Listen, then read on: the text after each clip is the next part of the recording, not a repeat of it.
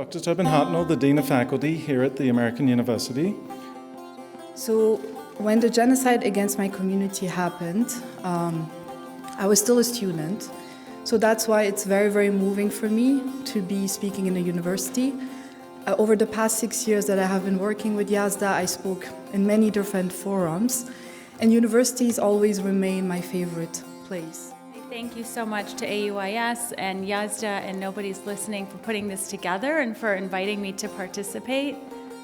Other messages called for another genocide. Hundreds of peoples fled from the camps to their destroyed city, like they didn't went to a safer place.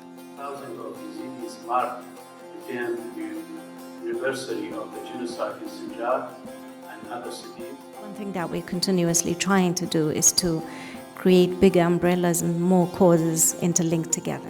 My understanding, my assessment, because I have been studying and also reflecting on transitional justice since 2009.